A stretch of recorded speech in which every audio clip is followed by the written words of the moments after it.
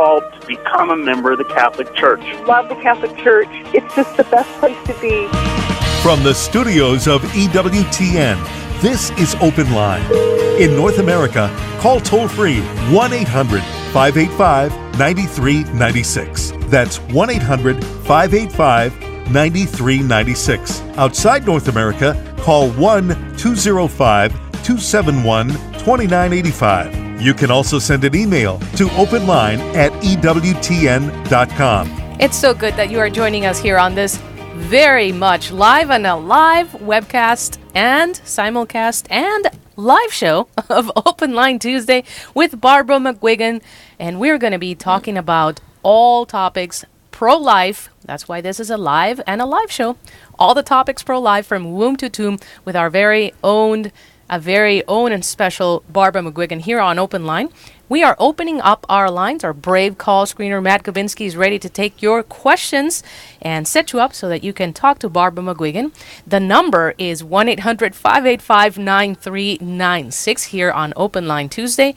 That number again is 1-800-585-9396. Perhaps you have met somebody at your parish, maybe somebody at work, who has questions like, well, it's a woman's right to do what she sees fit with her body, and nobody can tell her what to do regarding pregnancy.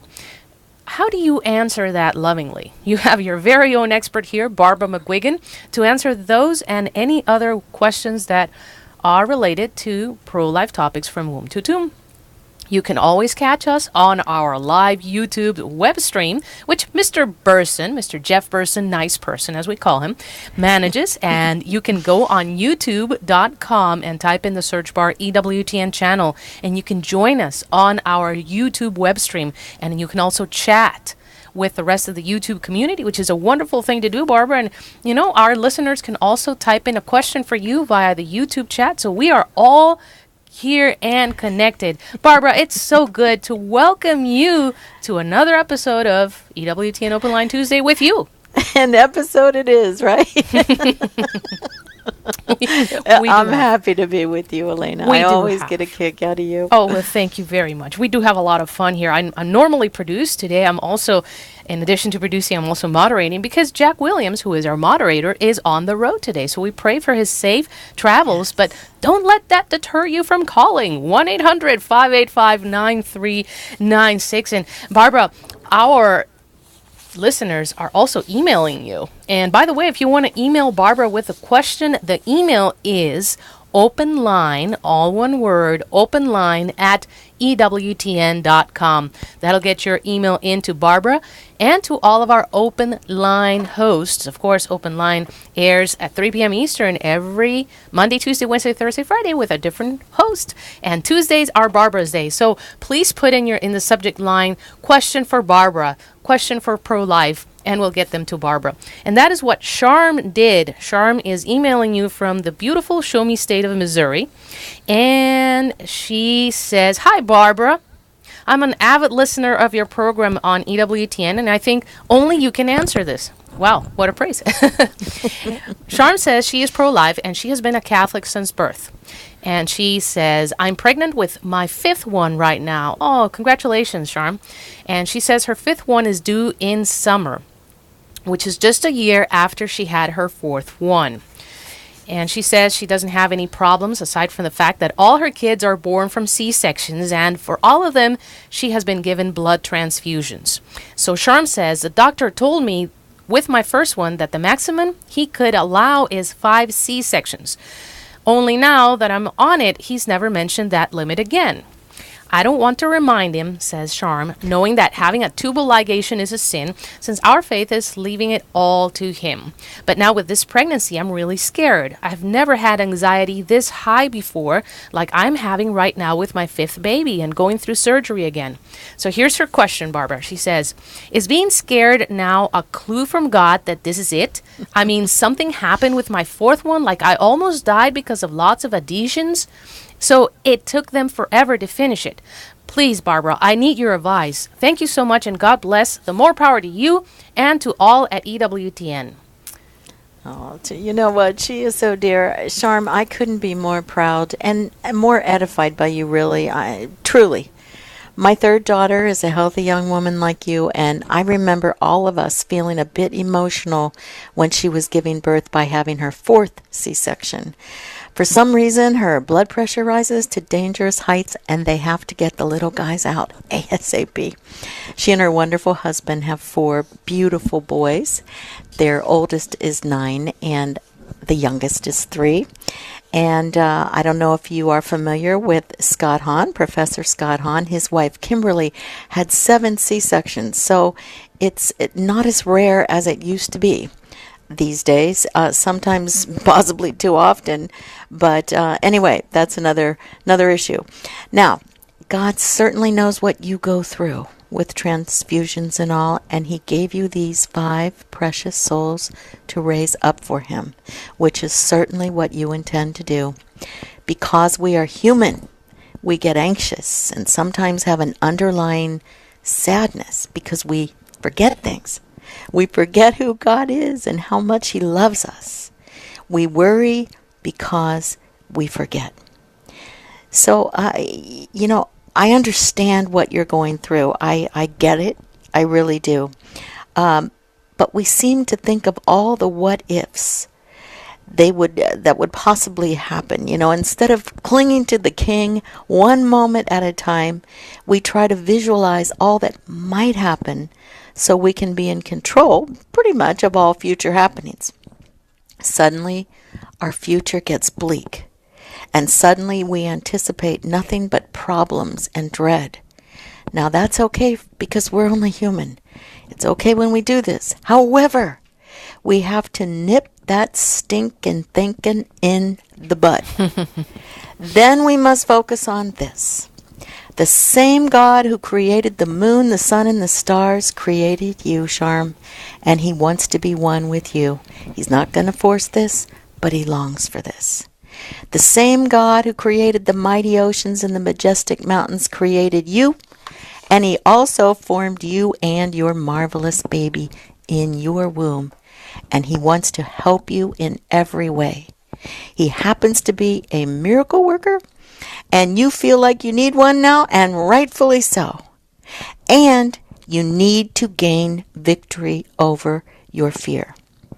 That's old Hairy Legs, who never wants you to gaze into the face of your precious new baby. He knows when we gaze in the face of a newborn life, we can't help but gaze into the face of God, who brought this little being into existence out of love. So how do we gain victory over fear? By repeating as many times as necessary, "My Jesus, I trust in you." And then I suggest you really get into Psalm 23, David's psalm. "The Lord is my shepherd, there is nothing I shall want. He makes me lie down in green pastures. He leads me beside quiet waters. He restores my soul. He guides me in the paths of righteousness for his name's sake. Even though I walk through the valley of the shadow of death, I fear no evil, for you are with me. You prepare a table before me in the presence of my enemies. You have anointed my head with oil." That's you, Charm.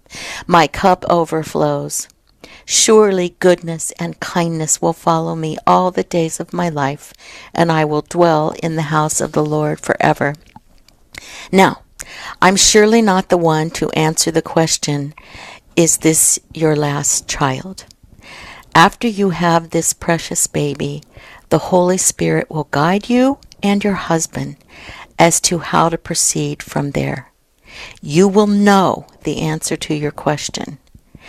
In that event, taking into consideration your family, your motherhood, and the additional health risks that you must consider, if you decide that your family is complete for a very unselfish reason, then I would suggest that I highly recommend and suggest the Marquette method of NFP, which my daughter would certainly help you with. In fact, I would say when the kids get to bed one night, I would start to do your research on this method right now. So, my dear little sister, lean hard on the presence of the Lord, trusting Him to get you through each day and all the days of your life. He didn't bring you this far to let you go now. Never forget, He loves you with an inestimable love. We will all be praying for your safe delivery. Saint Gerard Magella is the perfect saint to get you through. And please let me know your due date, and I'll put you at the very top. Mega blessings on you and all your dear ones, born and unborn. Oh, what a beautiful message. Thank you, Barbara. Thank you for encouraging our dear That's brave right. Charm. This is so important. And this is why we stick together here on Open Line Tuesday, because we are all on this planet for a reason, right, Barbara? That's exactly right, and that's why we're here. And that's why we're here.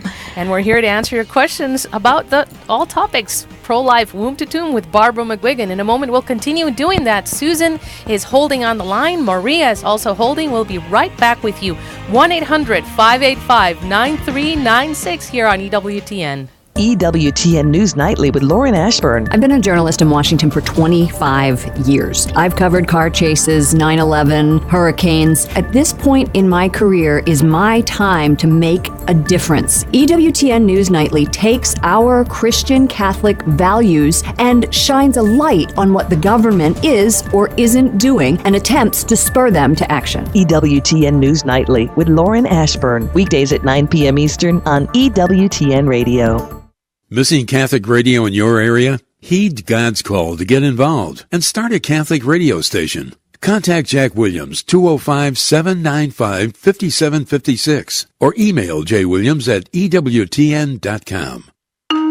Dr. Ray Guarendi. Which child do you love the most? What an unfair question. Most parents would say, I love them all equally. Or some parents would say, well, I feel warmer towards the child I get along with better. It's understandable. I submit to you, the child you love the most is the one that's most difficult. If you view love as a commitment, effort, sacrifice, then the one that is toughest to raise is the one that you reach out to the most, you sacrifice for the most, and you work hard to raise well the most. Oh, it kind of puts it on its head, doesn't it? The one you love the most in terms of commitment is the one that at times is hardest to love.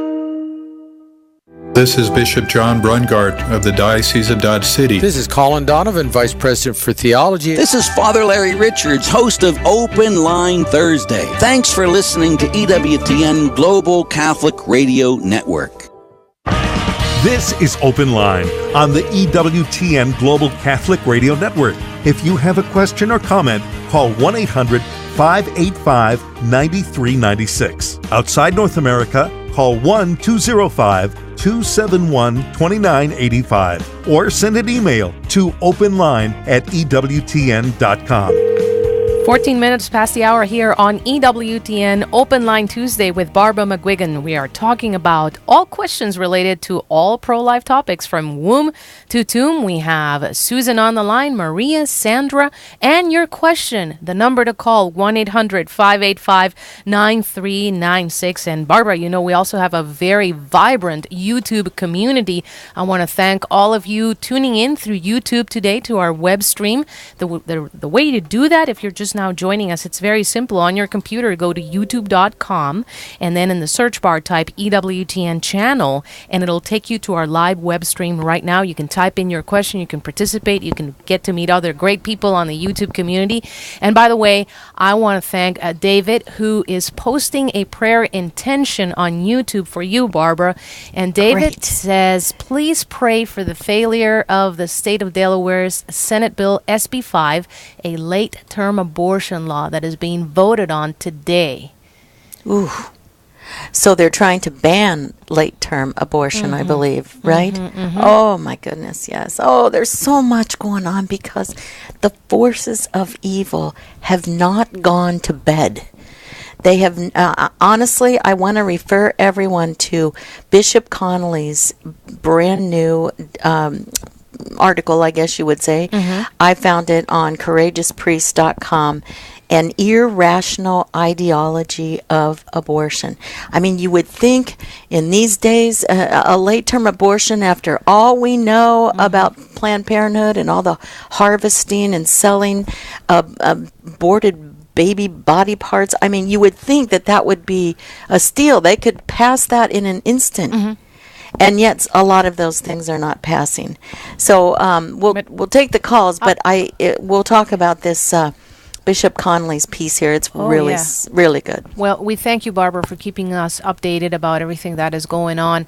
Also, Michael on YouTube is informing us there is a New South Wales, this would be Australia. They're trying to permit abortion even up to the day of conception. That's what they're pushing for, abortion through the day of conception. So we need to pray against that as well. And that's how would that even happen? I mean, most mothers don't even know the exact time and place when they can conceive. I mean, I don't know how that would they would even be able to pinpoint that, you know? Many problems with legislation like that. Oh, goodness. And then where do you draw the line? Then are you going to be able to abort a baby 1 day after being born, 2 days after being born? That's it. That is really it. And relativism, basically, it takes over. As the great Bishop James Connolly said, that this whole relativism can be a very cruel dictator, because the pro-choice political position they have 4 errors. Their whole position is based on 4 errors. Number 1, the right to choose is sacrosanct. Number 2, no one may legitimately question the moral choices of another with regard to abortion.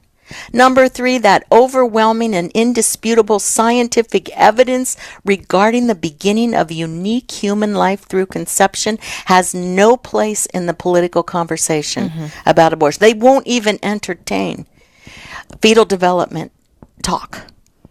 They get disgusted with that. And number 4, that all philosophical, anthropological, or biological arguments regarding abortion must be subordinated at all times to the primacy of other people's choices. And this is what the pro-choice political position, it's the true embodiment of the dictatorship of relativism. This is what we're dealing with. This is why we will have people like in New South Wales, where they're trying to say, oh, well, we'll abort at the moment of conception. Come on. You know, but I mean, they're pulling out every stop all the time. I mean, when you think, Elena, and all our brothers and sisters who are listening, that 2 weeks ago, the new chairman of the DNC, the Democratic National Committee, affirmed this exact relativistic position when he said every Democrat in America is expected to support the pro-choice position. There's no room for pro-life Democrats in his party.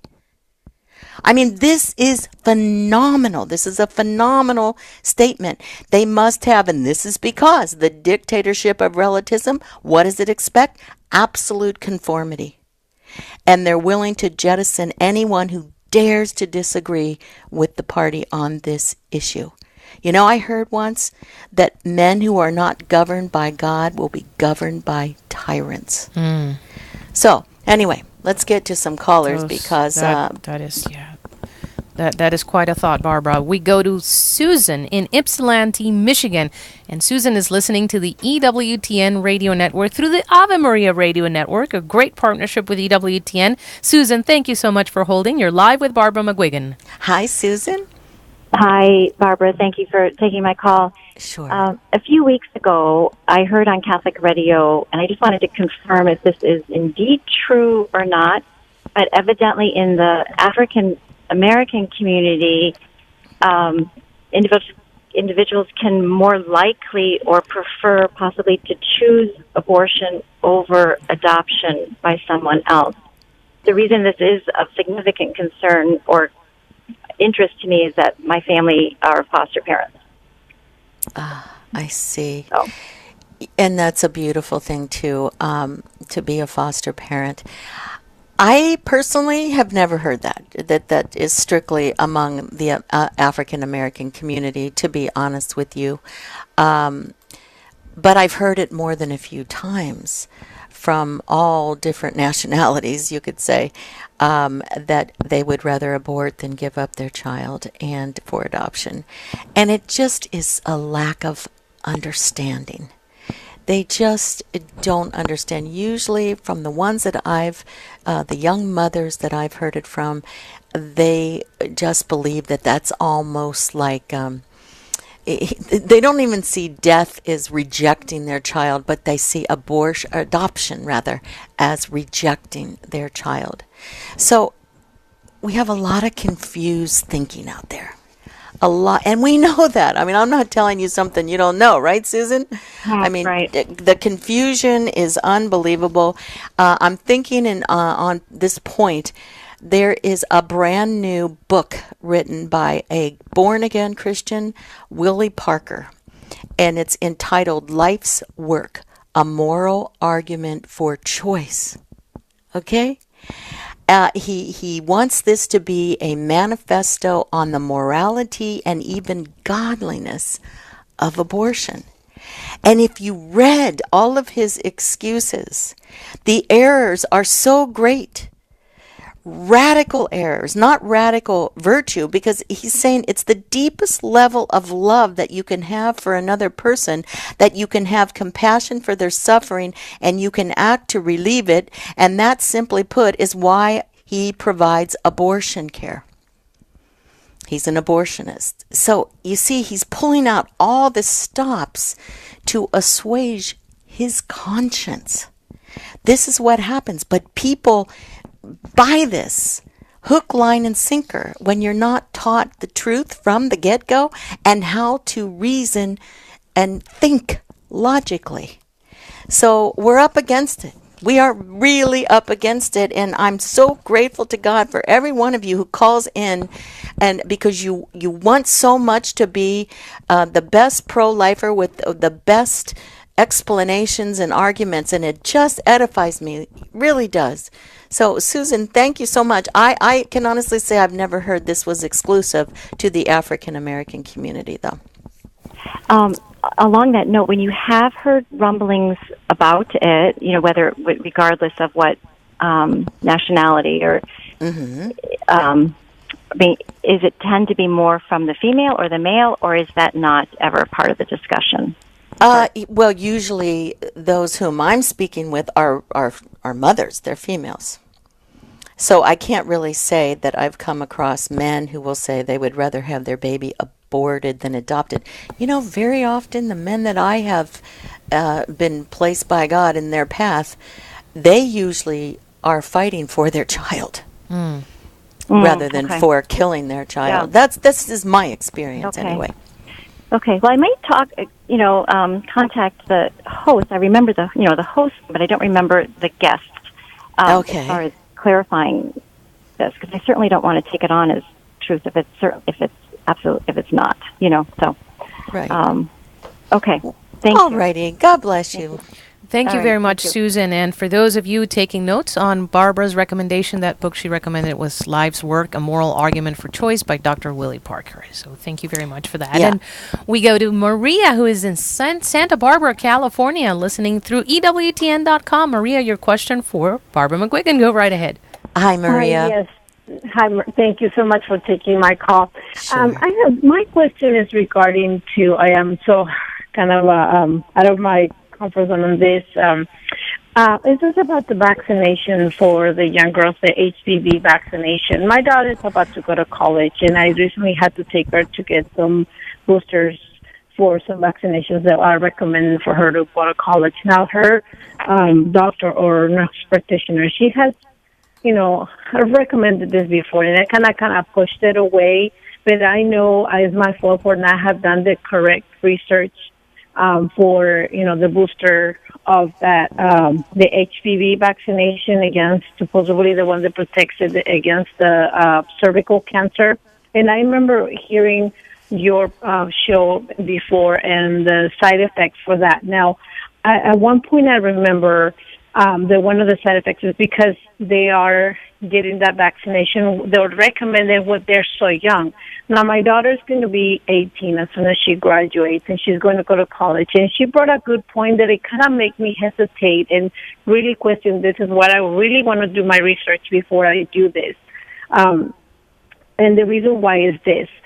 When I got married, I was a virgin, and my husband, which is not with us anymore, not with me anymore, we got separated. Maria, I'm sorry. I'm gonna ask you, because we're coming up on a hard break here. I'm gonna ask you to please hold so that we can continue listening to your question on the other side of this break, and then that way you can have the full length of time with Barbara McGuigan and delivering the answer. You can call in too, and that number is 1-800-585-9396. That number again is 1-800-585-9396 here on EWTN Open Line with Barbara McGuigan on all topics from womb to tomb, all topics pro-life.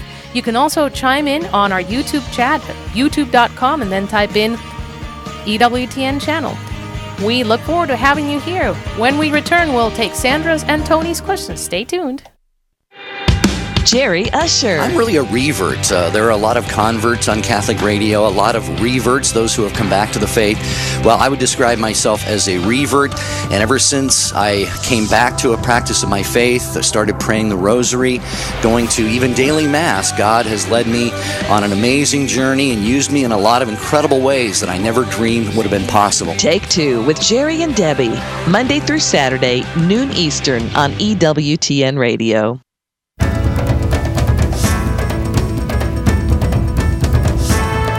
EWTN is available 24 hours a day, 7 days a week. If your cable or satellite provider doesn't carry EWTN's full programming lineup, give them a call and let them know you would like to receive EWTN 24 hours a day, 7 days a week. For more information, go to EWTN.com and click on Television. 60 on 10 with Monsignor Charles Pope. The first commandment, I am the Lord your God. You shall have no strange gods before me. In this commandment, God seeks to protect us from false claimants to our worship and obedience. And there's a great sad history of people who have trusted in gods other than Him or things other than Him, and the ruin that it has caused. So God is trying to protect us and call us to an absolute trust and obedience of Him. He asks us to trust Him above all things and above all other people or so-called gods. We have to also avoid things like consulting horoscopes, palm reading, clairvoyance, recourse to mediums, any desire to try to control things apart from God. God simply says, trust me, I'm the Lord your God. I am the first commandment. I am the Lord your God. You shall have no strange gods before me. EWTN. Live truth. Live Catholic. This is Open Line on the EWTN Global Catholic Radio Network. If you have a question or comment, call 1-800-585-9396. Outside North America, call 1-205-271-2985 or send an email to openline@ewtn.com. 29 minutes past the hour here on EWTN's Open Line with Barbara McGuigan, discussing all topics live and pro-life from womb to tomb. If you are just now joining us, this is Elena Rodriguez. I give you a very warm welcome. Normally the producer of the show. I'm also the producer of the show today, but I'm also moderating. Very blessed to be moderating here with Barbara McGuigan. Jack Williams is on the road, so we keep him in prayer for safe travels. And we are delighted to be joined by our listener, Maria. Maria, go right ahead, please.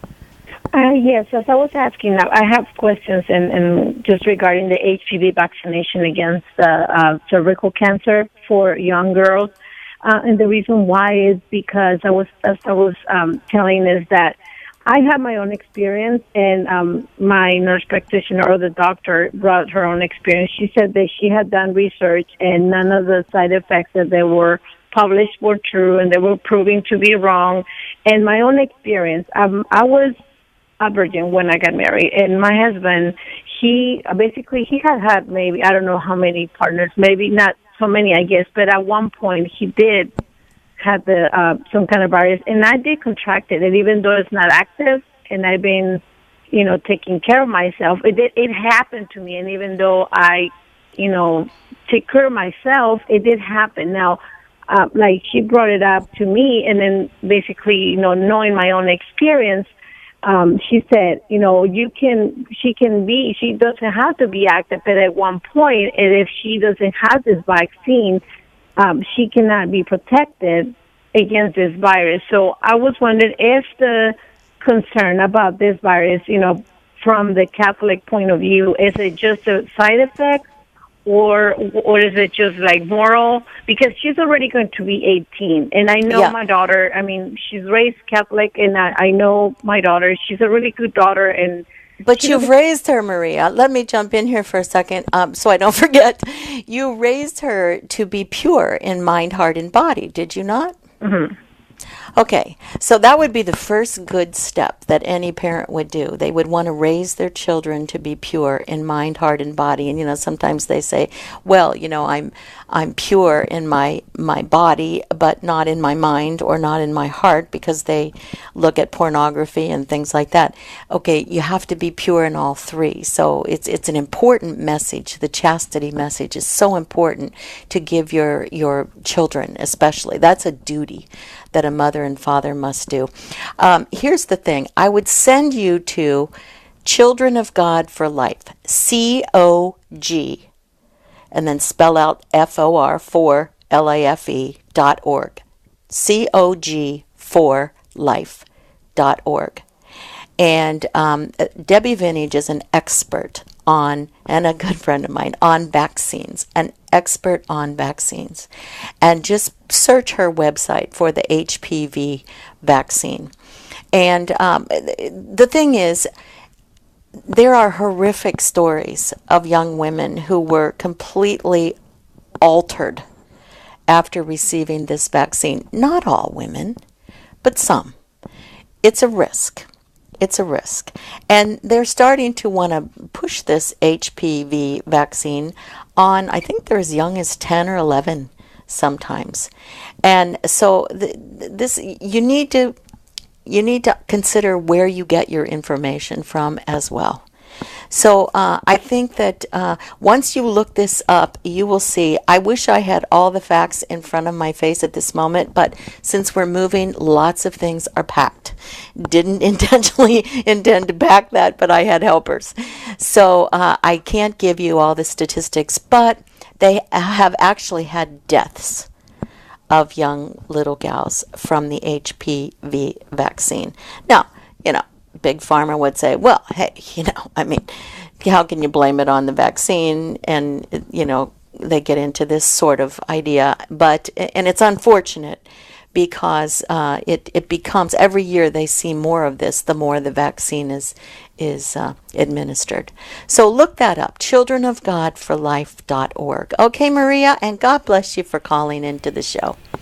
Thank you very much, Maria. God bless you, and thank you for your interest in defending life. And that website again is COGFORLIFE.org, Children of Life for God. Thank you very much for that recommendation, Barbara. And we continue with Sandra. She is in College Station, Texas, listening to EWTN through Sirius XM 130. Sandra, what is your question for Barbara McGuigan, please? Hi, Sandra.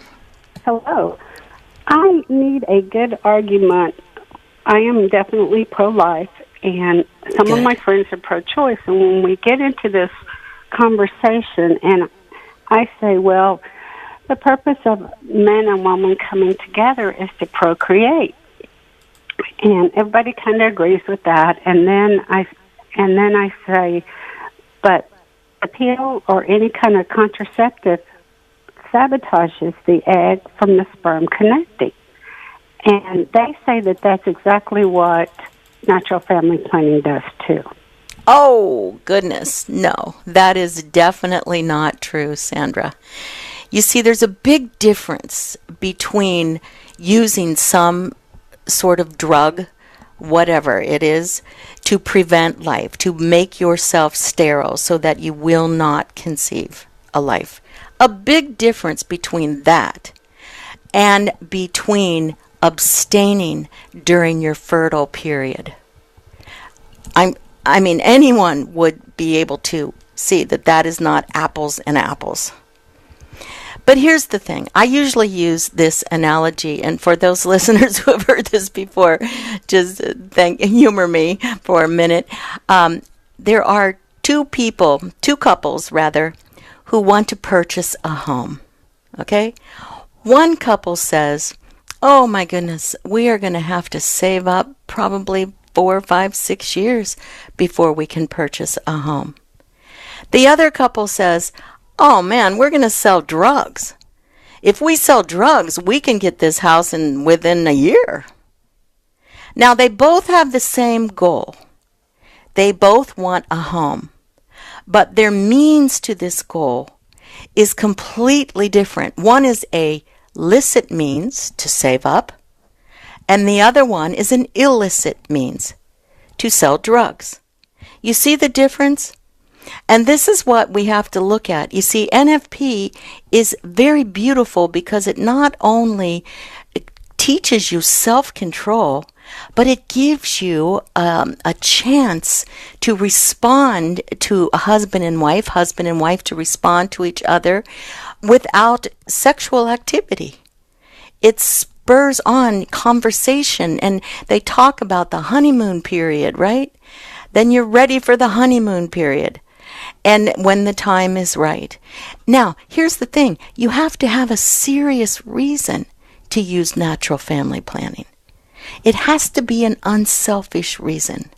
So possibly your friends are thinking, well, because I've heard people say this, and I just dislike when I hear when they say this, but they say, well, NFP, that's Catholic contraception. Well, it could be used as that if your reasons, your motives for using it are not good. They're not pure. Maybe you want a big house and 3 cars, or a ski trip every 6 months or whatever. Then that would not be a serious enough reason to decide to space your children or that your family is complete. Are you with me, Sandra? Am I making sense? Yes, you're making excellent sense. Okay. So if you can go back to them with some of this information, natural family planning, the natural methods are beautiful because you are dying to yourself. You know, they say, Martin Luther said, the Catholic Church is a hard faith to live in, but it's a great faith to die in. Because if you are a solidly formed, good Catholic, you will have to die to yourself. You will have to learn how to die to yourself. And thankfully, we have a patient God who lets us fall on our faces over and over again so that we will pick ourselves up quickly and go to him in sorrow, get the forgiveness that we need from the priest who's taking the place of Jesus Christ himself in the sacrament of reconciliation, and then we move on and we try to understand that the church calls us to radical sanctity. This is dying to self. And no, it's not easy. But with the grace of God, it is not impossible. Nothing's impossible with God. So, dying to yourself in natural family planning, I mean, if you consider, because in some of the methods, they're so scientific. Like the Marquette method, for instance. My daughter could explain it. I couldn't. But she uses some little computer, some little machine. And, sticks this little machine into the computer, and it will tell her when her ovulation period is. So then they abstain from the marriage act and relate to each other in other ways as well. So thank you for calling with this, Sandra. It's a good question. Thank you very much, Sandra, for opening the conversation to that very important distinction. And, Barbara, we are happy to take calls from all of our listeners, maybe you are listening outside the United States and or Canada, we have a special number for you to call in with your question for Barbara McGuigan.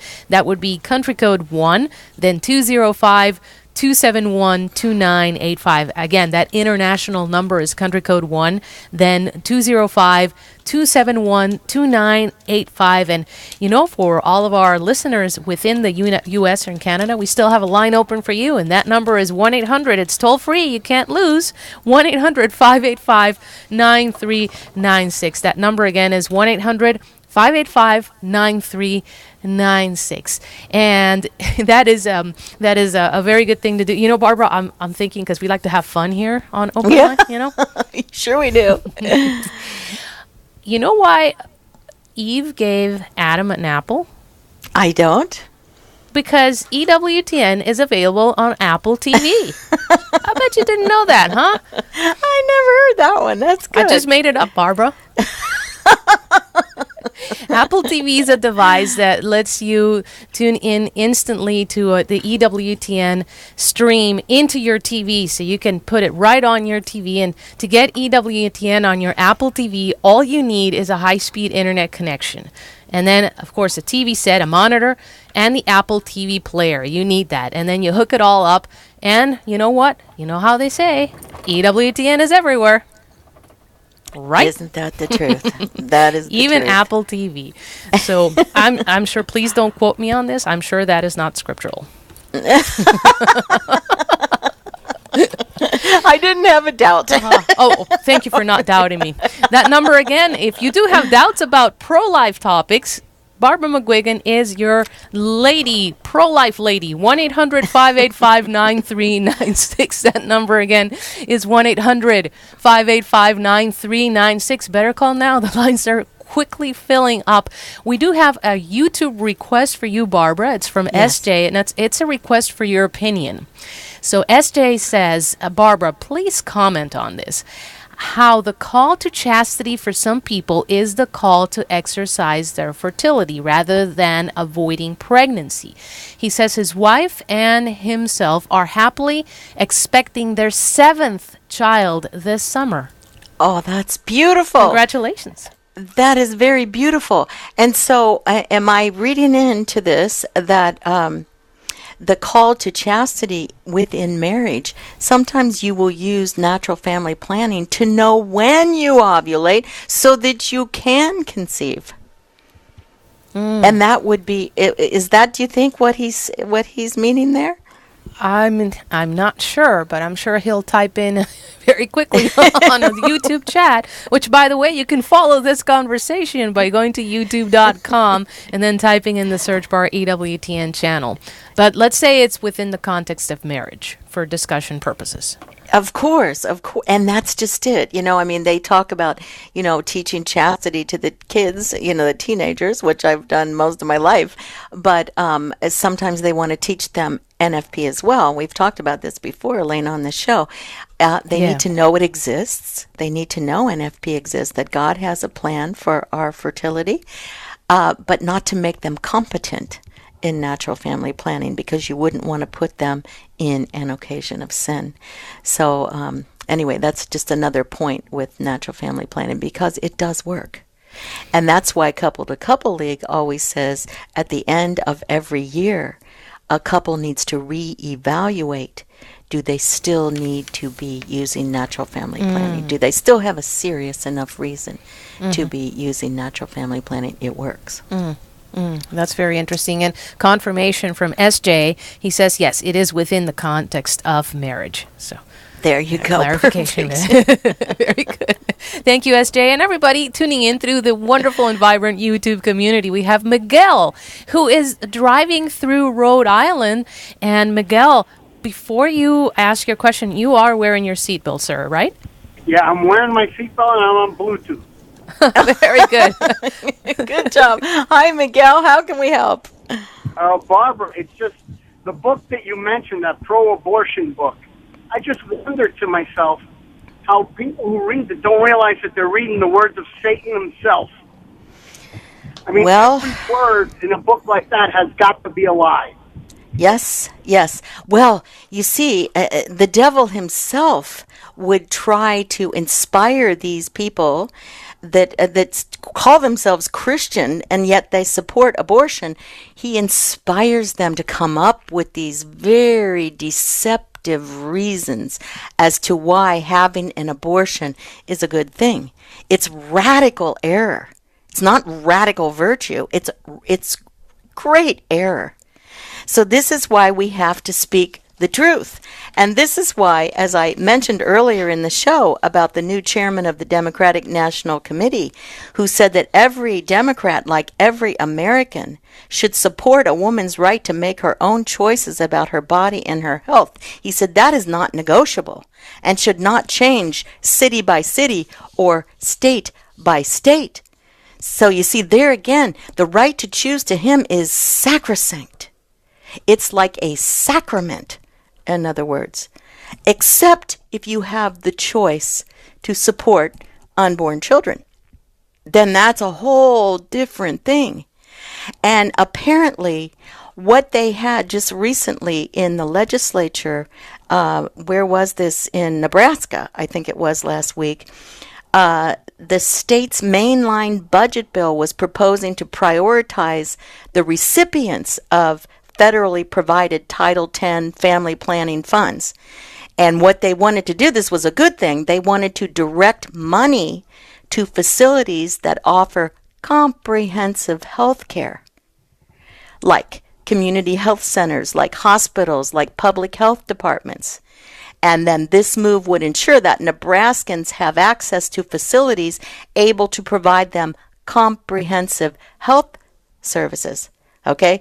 But Planned Parenthood, we know all about Planned Parenthood, the largest provider of abortions in America, and the primary recipient of Title X funds in Nebraska for one, but I would say probably in most states, they oppose this change because it would route the few $100,000s that Planned Parenthood receives in Nebraska to more qualified and more accessible agencies.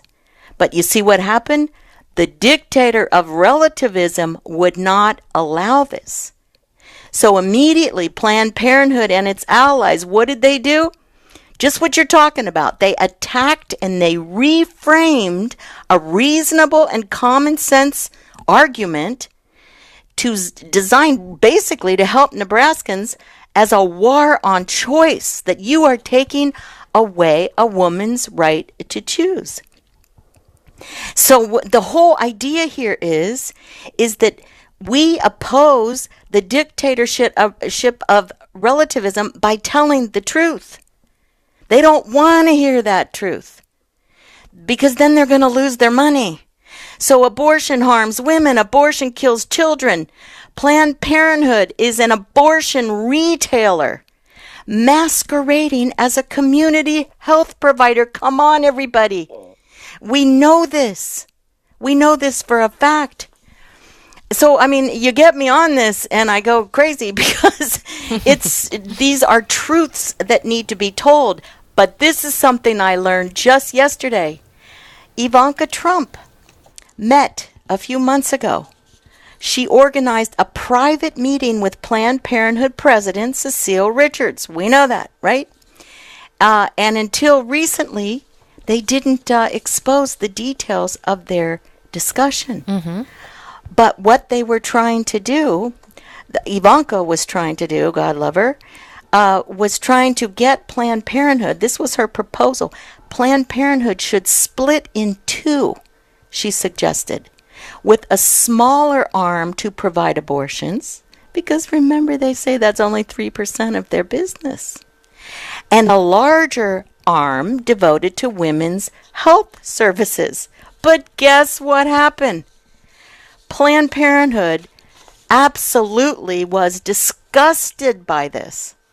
And they said how poor Ivanka fails to understand how central reproductive choice was to the group's mission. See, once again, Planned Parenthood has insisted for years that their $500 million, their $500 million that they receive from the government never pays for abortion. Okay, so then our president and House daughter was saying, okay, well, if that's only 3% of your services, split up then. And do your 3% of abortions, and we won't fund that, but we will fund your community health care. But you see, they know that 8 out of 10 women walking out of Planned Parenthood has had an abortion. So this is it. Ignorance is never bliss. And this is what you're saying, Miguel, and I appreciate that.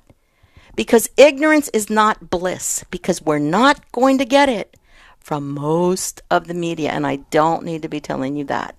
You already know. So thank you, good man, for calling in about this. Yes, sir, Miguel. Please continue to drive safely. And we go to Ann in St. Louis, Missouri, listening to EWTN through the Covenant Radio Network. Ann, your question for Barbara McGuigan. Yes, you're on. Yes, ma'am. Hi, Ann. Hi, guys. This is the motivating mom, Ann Maloney, calling from St. Louis. And I started a radio show to encourage men and women of all faiths to follow the Catholic Church's teaching on contraception. About 7 years ago, when my son started kindergarten, our 9th child. And, Praise God. Yeah, it was a real journey for us, but we really struggled with trying to follow this teaching. And, we went through all the pre-Cana stuff, and we knew what we were supposed to be doing. But when we had our 3rd child, we were really hurting for money, and I was trying to stay home with the babies, and it was just really difficult. And, we contracepted for quite a while until God kind of had to reach down and smack me around a little bit. But we ended up getting off the birth control pill and had 6 more children. One of those was stillborn, and we were happy to give her eternal life. And when we started the radio show, I had no idea that it was going to lead me to the knowledge that our vocation crisis is related to the contraception crisis. Oh, you and what better know Catholic couples have to understand is that as we contracept and we sit there in the pew with our 2 kids, and that priest looks out at us, he has no backup. He has there's no support, because you're not in the game totally. You're holding on to your fertility. You're not giving your fertility to God. Those priests have to give all their fertility to God. Right? Because of their celibate lifestyle. So if we're sitting there holding on to all of our cards and saying we're not going to give everything to God, it's no support to our priests. And that's why we're hurting with vocations so badly. Because our kids are not learning that we have to have this total generosity of the church. So they grow up not coming to the full understanding of what it needs to be. So that's what I have to say to Catholic couples, because they have a real hard time understanding what this is about. But for our church to continue and be the strength that we're supposed to be, we have to give up our birth control. We have to trust in Jesus, because this is what our priests are called to do. And it's just full circle. Do you understand? Oh, are you kidding? Oh, I certainly understand. And I just applaud you, Ann. The Holy Spirit has inspired you. This is your mission, and it is so important. This is what our popes have said. Be open to life, because life is something that lasts for all eternity. When you consider that, when you just think about a human life, and I always go back to Schindler's List at the very end, when he said, if I just could have saved one more, if I just could have saved one more life, because he knew this life would have all kinds of generations to follow. Right. You don't just save one life, you save generations. So, Ann, I applaud you. God bless you, dear heart. Thank you for what you do. Thank you very much, Ann. And this brings us to the close of our show. Barbara, real quick, in a few seconds, Beatrice wants to know where she can find information on NFP for her kids. Oh, my goodness. Go to Couple League. You could go to NAPRO Technology, to Dr. Hilders as well. Pope Paul VI Institute is where Dr. Hilders is. Search that. And, oh, goodness, there's so many NFP different places. I'm running Couple short, to Couple League. Thank you very much, Barbara. Thank you to Matt Gubinski for call screener, Jeff Burson for managing YouTube, and this is Elena Rodriguez thanking God for life. And please join us tomorrow, Open Line with Father Mitch, on all questions about church and scripture. Stay tuned to more of EWTN Radio.